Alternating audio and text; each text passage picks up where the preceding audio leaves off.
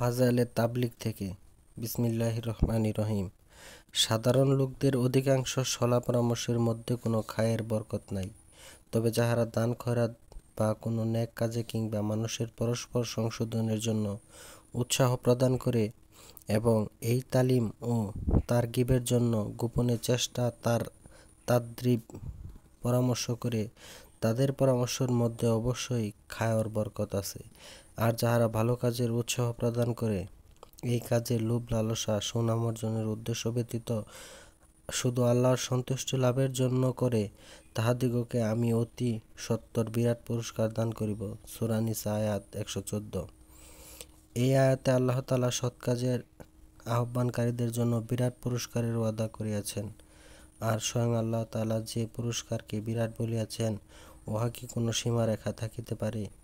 এই আয়াতের ব্যাখ্যা হুজুর সাল্লাল্লাহু আলাইহি ওয়াসাল্লাম হাদিস নকল করা হইয়াছে যে, সৎ কাজে আদেশ, অসৎ কাজে নিষেধ এবং আল্লাহর জিকির ব্যতীত মানুষকে প্রত্যেক কথা তাহার জন্য বোঝা হইবে।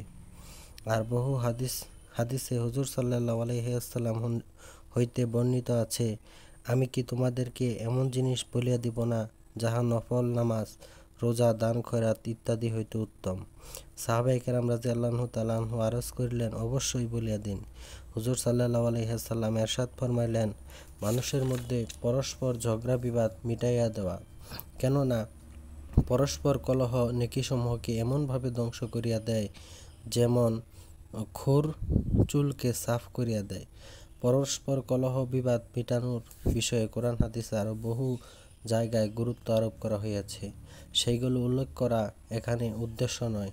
এখানে উদ্দেশ্য হইল সৎ কাজের আদেশের অন্তর্ভুক্ত যে কোনো পন্থা অবলম্বন করিয়া সম্ভব হয় পরস্পর কলহ বিবাদ মিটানোর ব্যাপারে অবশ্যই যেন চেষ্টা করা হয়।